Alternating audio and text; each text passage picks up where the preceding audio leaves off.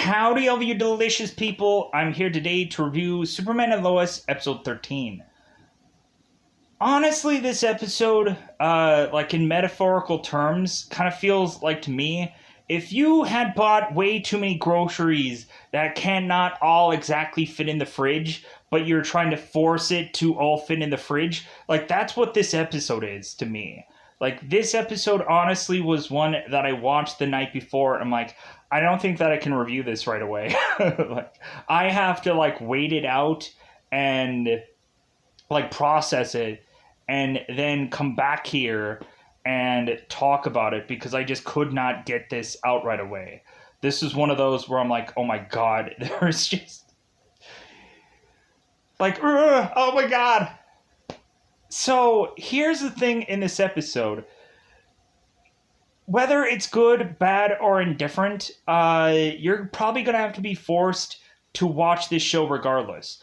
There are too many stories here that are probably going to tell you that this is where we're going forward. So you're going to be forced to watch this episode. It's not something that you can probably miss, even though I would say that you should, because really it's just an okay episode in my eyes. It's just there is so much crap going on. So here's kind of like the cliff notes of this episode of kind of what all freaking goes on with this episode. So we have Lana. We have Lois who's having conflict with her job.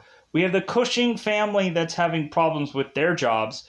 We have Jordan and Sarah who are continuing on their relationship in a place that they should not have. Jonathan is continually hanging out with Locker Girl. I don't know what her name is. And so that's great. But, like, I think, honestly, this woman is just using Jonathan. And so he's going to get used. But I'm sure he'll be happy about the ride. Metaphorically speaking. So, because I don't think it's going to literally happen anytime soon that he's going to be ridden anywhere, let's just say. But he'll get used, I'm sure. Lana is to spend time with Mayor George Dean, which you kind of see him in random episodes, whichever. We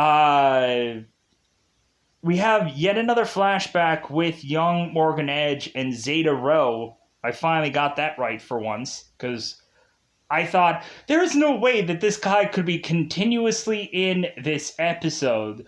Or I thought they would have wrapped this Morgan Edge thing up way quicker than they did, but I guess they just won't.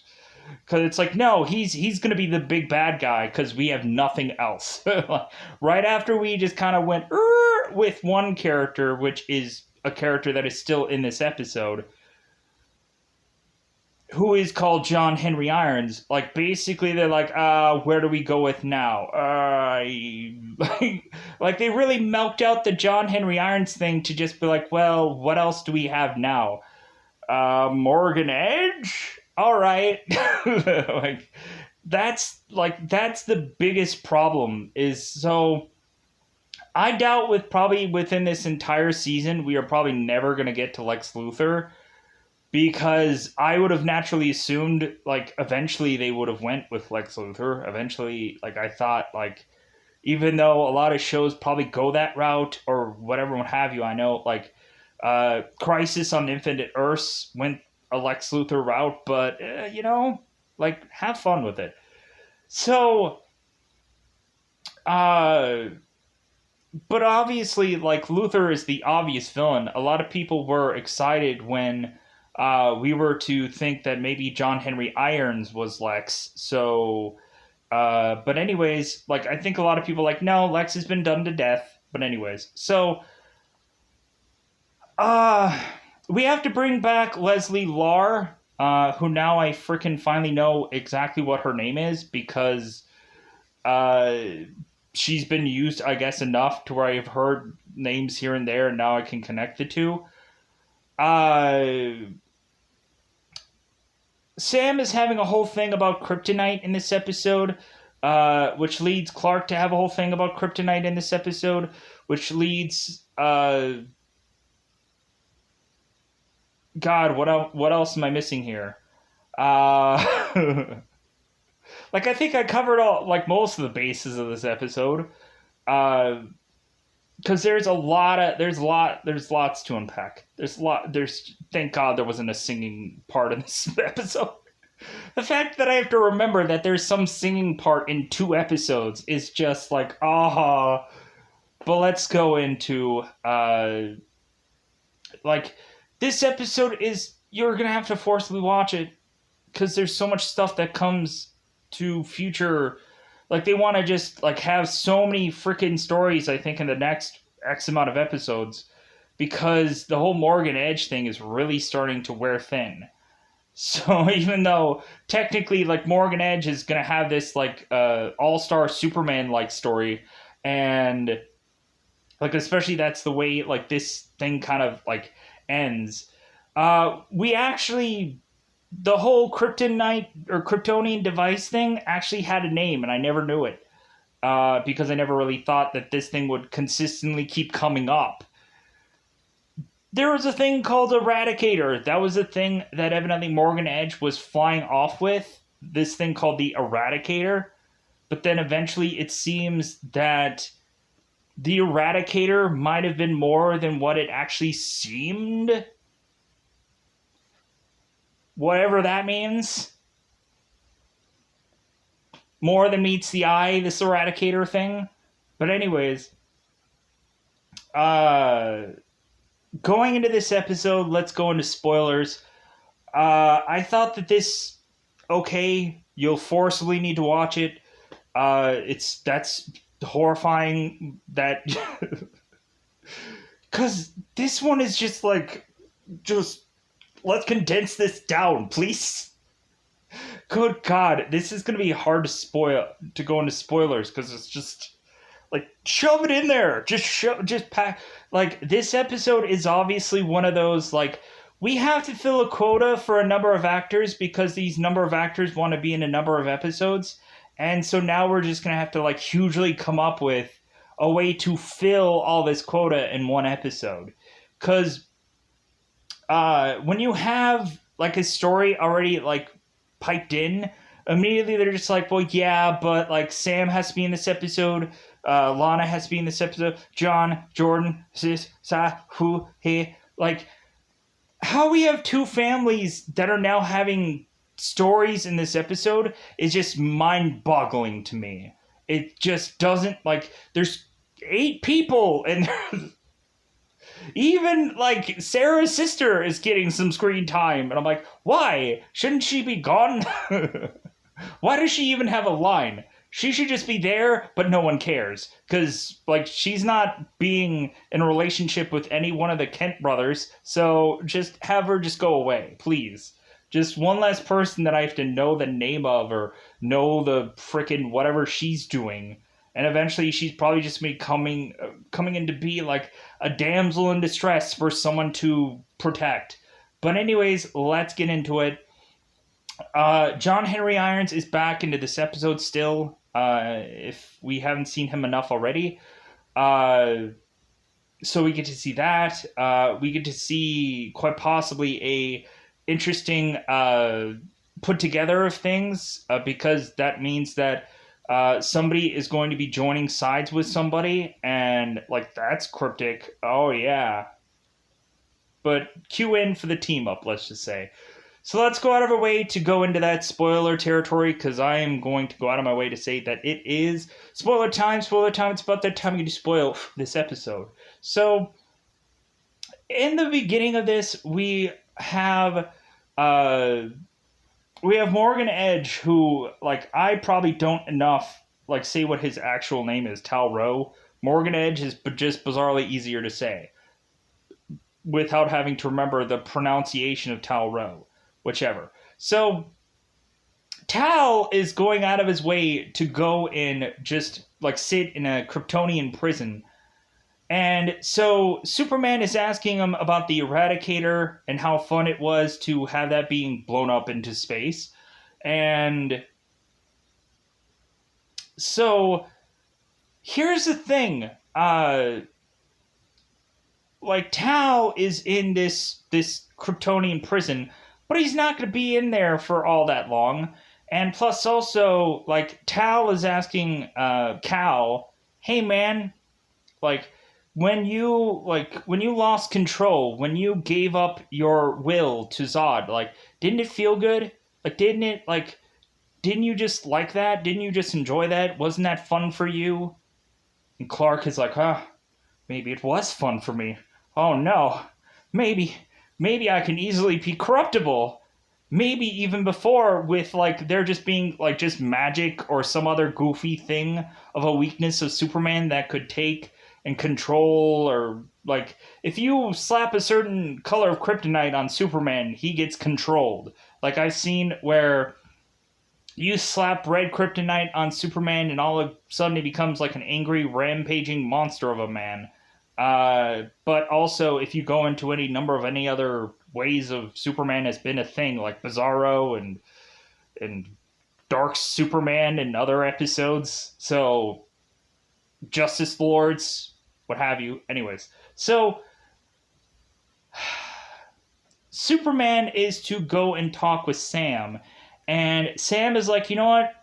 Like, my faith has been restored in you, Superman. I'm gonna go and get rid of all the kryptonite. Every single bit of that kryptonite is all gonna be gone. Like everything that we have, and so like Superman is just like looking at like the mounds upon mounds of all these spots that have all this kryptonite, and Clark is just like, you know what? How about we not go and destroy this kryptonite? How about we keep it just in case something is going to happen? How about we have a fail safe? Like, I'm paraphrasing a lot of this, and a lot of people will just hate that, but like it's all good, chicken babies. So let's go into it. So Sam is just like, but why? Like, if anything, like the only two that are kind of hanging around is Leslie Lar and you, Clark, and Edge. Like, that's the only Kryptonian like people on this planet left now. Because Morgan Edge stopped like putting people into like weird, bizarre machines and like and doing the whole like storyline from season whatever the heck, like season 8, Smallville, was that? Sure. Anyways, so Clark wants to keep the kryptonite, but he didn't ask Lois about that. And so eventually Lois is going to get upset with Clark, but that'll happen later. So, because eventually Sam will call up Lois and be like, hey, did you know that Clark just wants the kryptonite? Like, he just wants to go and just maybe pull off a Scrooge McDuck and just dive into the kryptonite and just go like, but then die because like, that will probably immediately happen because too much kryptonite around. So, because there obviously is like tons upon tons of kryptonite. I don't know how they got so much of this stuff so quickly. Because it seemed like there was like John Henry Irons was having a heck of a time getting kryptonite. Now all of a sudden there's tons of it. Like, as if they have like a bajillion amount of like kryptonite. Like, did they take a spaceship to kryptonite and just started like carving off some stuff? Like, how do they get the kryptonite? Like, how is now that a big huge like resource now? I'm confused. Moving on. So, so what ends up happening? Let's go into the Cushing family. So, it seems that really it seems like Lana and Kyle are no longer welcome in this town. It seems that Kyle is to not be welcome with his other police officers. And it seems like when he goes to talk to him, just like, hey, hi, like, hey guys, like, it looks like you're back back from the hospital. Hey, it looks like you guys are doing fine. Hey, like, what's all going on? Like, I'm gonna try to be uber nice to just kind of lick your boots right now because I desperately need a job. And so these guys are like, well, yeah, about that though. And Kyle is like, ah. And they're like, I don't think you're gonna be welcomed back, kind of thing. And so Kyle is just like, wow. And so Kyle is like going to Lana and asking Lana, it's like, well, hey, like, do you think like anything could have happened with like the whole Morgan Edge thing, where all of a sudden it could have like changed into being something else now? Like, somebody could have bought out the whole Morgan Edge thing, and like now you can still work somehow with that. And Lana's like, no, like all of that just like got like just as soon as Morgan Edge flew off, so did this whole entire company. So like there is tons and tons of people out of jobs, and everybody is just pointing at anybody who was a Kryptonian for any amount of minutes on the show. And so that means that no one is going to get a job who had turned into a Kryptonian or had been involved in Morgan Edge's stuff. So, because you just see a scene where Kyle is just thumbing through this newspaper and he's Xing out all of this stuff that he just cannot find a job anywhere around this town. And so it seems like both Lana and Kyle are just like, you know what? I think that we should just move far, far away.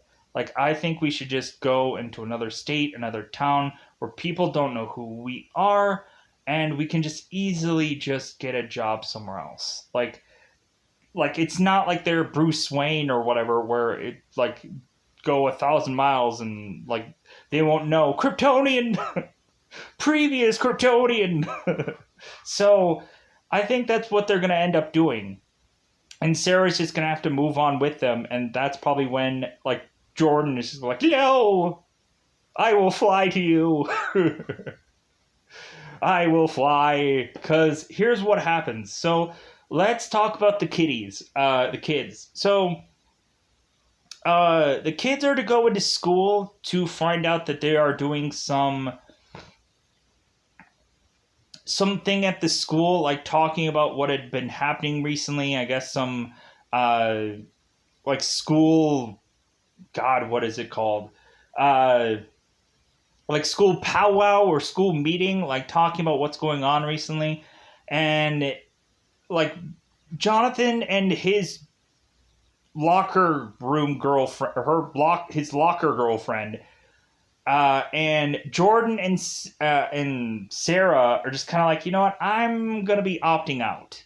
Like I don't want to go like to school if every single person is gonna like everything on their lips is gonna be talking about, hey man, like those aliens that came here, right? Like everybody, like especially Jordan and Jonathan are just like, dude, I am just so done with like we hear enough of this at home. Like we don't want to come to school and have them going on and on about what had happened or that people were aliens and whatever and all this rigmarole. We don't want to do that. So Sarah and Jordan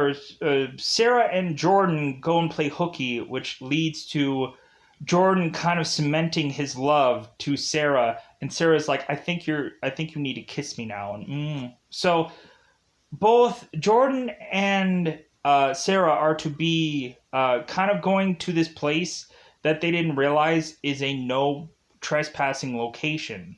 They just hop over this fence, and they just think that everything is all good and all like cool, but it ends up having them both getting arrested because there was evidently a no trespassing sign that they didn't know about. Lana didn't even know about this no trespassing sign. And so it's like, what the heck? Like, I thought every place was just like, what is everybody all of a sudden, because of what happened, everyone's like locking their doors and like, and putting up fences in Smallville now? Like, everybody I thought this was like a nice community. So, Jordan and Sarah get arrested, and so Lois Lane has to go and bail them out. And plus, also Lana goes and like tries to bail her daughter out. So now Jonathan is with his girl, his locker girl. I don't remember what her name is. If anybody knows the name, let me know in the comments below. I'm just thinking that this is gonna be a passing thing, because I just feel that, especially in this episode, like this girl was just using Jonathan to get information, and I think that was a horrible thing that this girl did.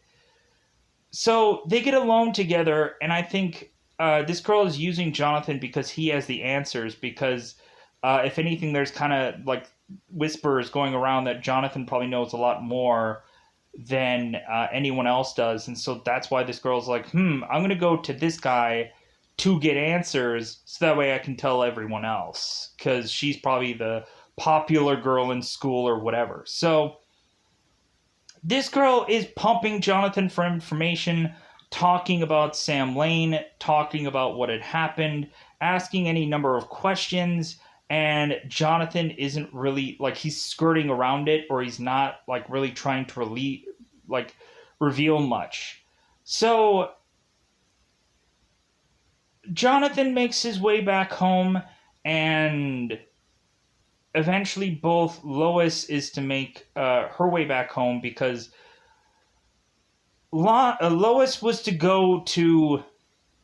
I always get Lois and Lana Lang confused because they were in a relationship with Clark Kent for the longest time. So Lois is to go to Sam and want some kind of like, hey, give me something, give me some kind of like, give me like, just tell me something so I can tell like the press. Like I want like you to tell me something about what had happened. And Sam is like, yeah, I can't do that right now. Like they're like, if anything, I feel like if I give one little nugget about what's going on, like I think it's kind of like spilling, like it's like that's spilling a government secret that I can't tell you, like I can't tell anyone, and so reasonably, uh, like Clark is also just like, well, yeah, I can understand why Sam is like kind of not wanting to release any statement or anything like that. But that gets Lois Lane hot water with her boss because her boss is just like, well, like normally, like the government would at least give us a statement. Like, why is it that you aren't going to be pressing them harder? It's like, if anything, so now I'm not going to be able to all of a sudden get a statement from the government? Like, Lois, like, I think that you're just trying to protect your father, and I think that you should just protect yourself the heck out of here because you're, like, you need to get a statement from the government, like, telling us something. Like, like, you have to put your job before, like, you have to put, like, people want to feel safe. Like getting a statement from the government is probably going to make them feel safe. Is how I feel, or is how I personally feel. Is like how like. So I think that's probably why this girl was pressing Lois so hard, and to the point of almost pressing her to get the heck out of here, and basically just be done with her job. Because if she can't get a one statement from Sam, then like she might as well not even try to work here anymore. Like at first she was kind of asking if it's like, well, is it because like our newspaper is so small? And Lois is like, no, that's not that it at all. Like they also don't really quite want to talk about kryptonite, and they honestly don't like the government just doesn't want to talk about kryptonite, and the government just doesn't want to talk about uh like their plans and what they're doing in the future. Because really, uh like they don't want to say something and all of a sudden like something uh like they don't want to cause a panic, but they also don't want to like make it seem like all is over when maybe it isn't. So anyways, pushing on. So Superman is now going to go after Leslie Lar, and he's going to team up with John Henry Irons to do so. John Henry Irons is with Clark Kent at his home, and basically John Henry Irons can get as many amounts of free food as he'd like because it's like, hey man, like if you're gonna help us out or if you're gonna do whatever, if you're gonna stay here and like you basically save the world and any number of things, and plus also like John Henry Irons could have killed Superman and he didn't, so it's like, hey man, get all the free food that you want, like stay as long as you like. But it seems like John Henry Irons is wanting to move on, and that's kind of very evident from the one episode where John Henry Irons was to go and try to find his sister from this world, to I guess try to connect to her, and so yeah, uh, I guess that's what we were kind of like going into, that John Henry is eventually going to go and like live his own life with his sister possibly. Anyways, pushing on. So Superman and John Henry Irons team up to take down Leslie Lar. Uh, Really, it's kind of simple. Like it goes to like have like Superman like start the attack with Leslie. Like Irons comes in and kind of like gets some pop shots, and like eventually there's this like back and forth kind of thing going on there. Ba ba ba. It's fighty. Like that's always the way about going things, but eventually they are to take Leslie out and cool team up, full party bonus. But here's the thing. Uh, so eventually they are to take Leslie down, and so let's get back to Clark making his way back home with Lois Lane. Clark is to find Jonathan being home. It's like, why are you not at school? And Jonathan's like, well, I went out with this girl and she started asking me information. And Clark is like, well, what did you tell her? And so, like, Clark isn't just like, hey, you got a girlfriend, thumbs up. No, he's just like, go into your room, you're grounded for who knows how long.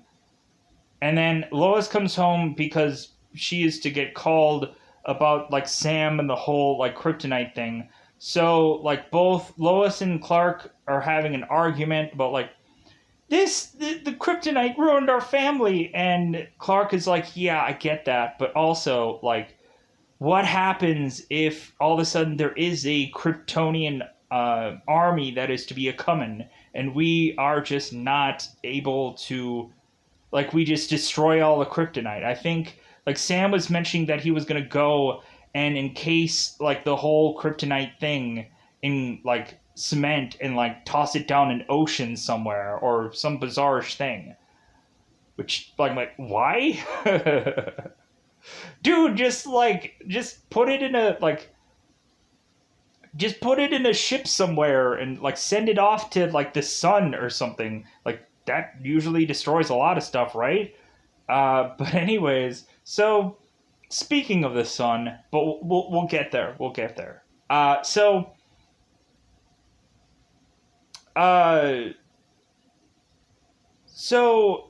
Jonathan is of course grounded. Lois goes and collects Jordan, and then they're both grounded. Uh, Lana is to have asked like why exactly that both Sarah and Jordan had gotten arrested. I honestly think just because Sarah was tied to the previously Kryptonite family, so it's like, oh yeah, we're definitely gonna call on her. We're gonna arrest her because we don't like her kind. Because she's related to the Kryptonian family. Because if anything, there was a previous episode where like, go away, get out of Smallville in freaking graffiti, whatever. So pushing on. Kids are in trouble because grounded, whichever. They could have just spent a night in prison. That would have been fine. But then they would have probably missed another day of school, right?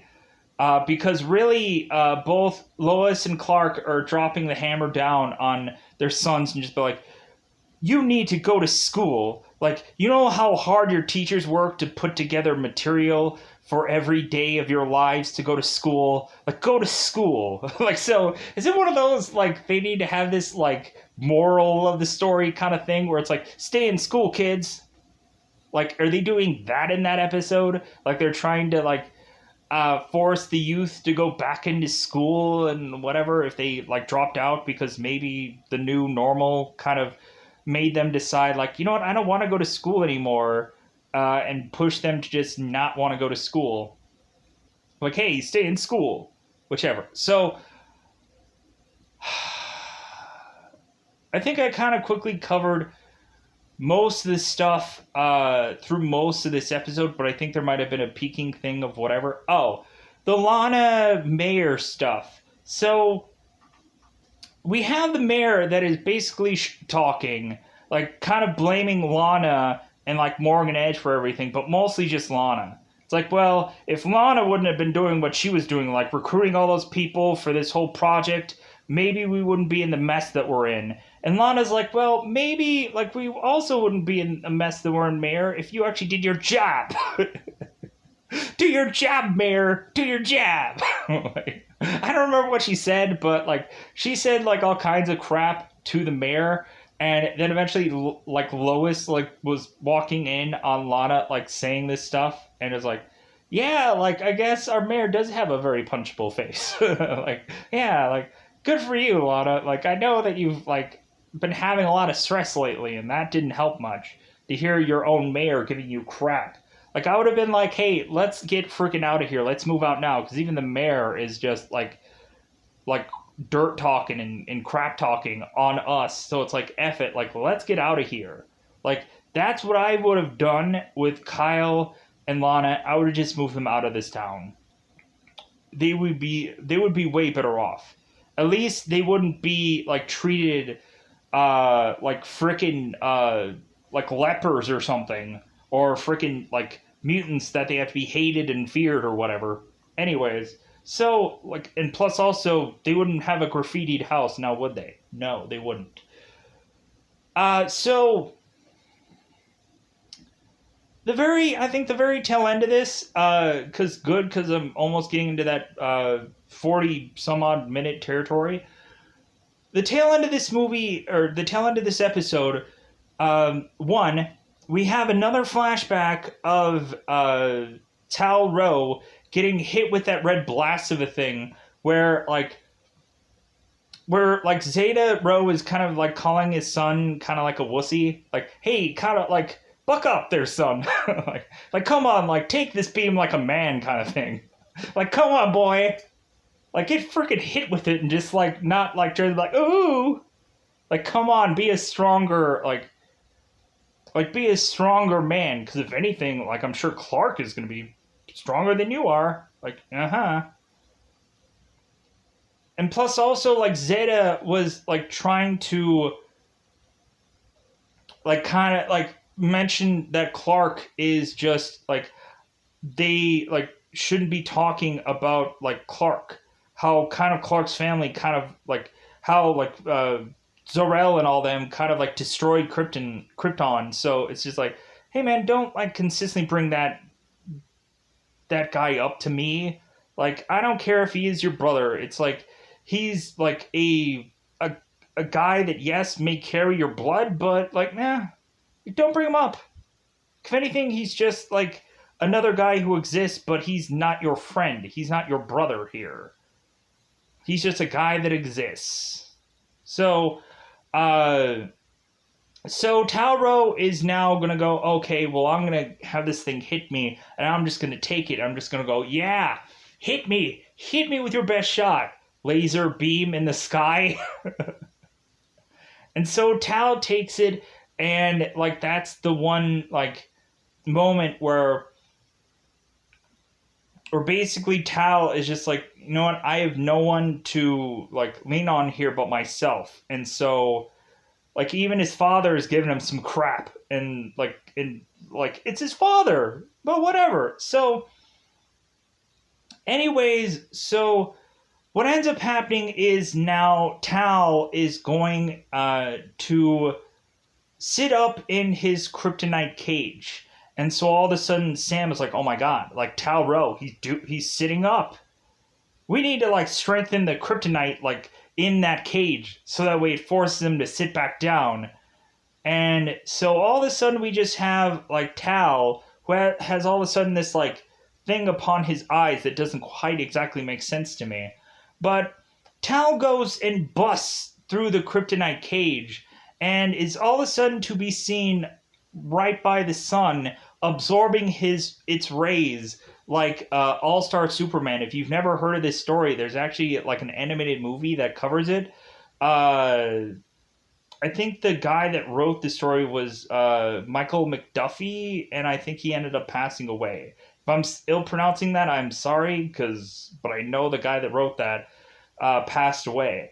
But yeah, so what I think is probably going to be next to be happening is they kept bringing up the Eradicator while like Tal was to absorb the sunlight.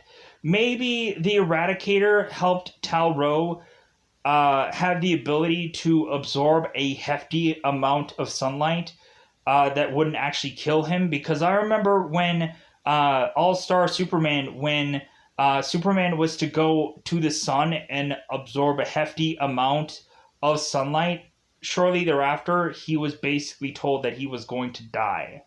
And so that's when I think we started to have like Lois Lane become like Superwoman or super like I think Superwoman in the All Star Superman, just to kind of uh, like kind of just have like Lois Lane see what like Clark's kind of dealing with powers and stuff like that, or whichever. It's been a long time since I've seen All Star Superman, but I do know that when Superman was to absorb way too much sunlight and he didn't have any like booster kind of thing that could, like, so like eventually he just like he was going to die in that movie. So really I'm like, okay, so maybe the Eradicator gave Tal Rho something so that he can absorb the sun a lot more and him not eventually going to die. Maybe there's some kind of X factor that Tal Rho is to have, to where even if he does absorb way too much sunlight and eventually does explode or die or whatever, uh, because I think that's probably going to be the way that this character fizzles off, I hope. Uh, like either way, like Tal is going to get his vengeance on probably Clark and probably Irons and probably anyone else who probably deserves it in Tal's eyes. So I'm kind of getting a little worried that I think John Henry Irons was in this show for a reason. Maybe he was on this show to die, because I don't want that to happen at all. I would actually like for there to be like a John Henry Irons kind of spin-off, but I don't think that that's going to happen because there's been way too many spin-offs. Plus, like, what can you really do with John Henry Irons that like you haven't seen in like an Iron Man show? Plus, also like you would probably have to go into like John Henry Irons, like his world. Like they would do number of episodes with like Dark Superman, and like they would have to do that. And so there would probably be a lot of crossovers with like these people in this show and that. So like it would just be an arduous process to do all that. And I just think it probably would be a waste of time. But it would just be kind of cool to see like a spin-off of like maybe using some characters uh like from the Supergirl show and kind of mixing them in and whatever, especially if the show is to be like fizzled out. Or maybe some Arrow characters that aren't going to be in Arrow anymore, because maybe that show may not be a thing. But with that said, I'm going to get the heck out of here. Bye, everybody. Bye, everybody.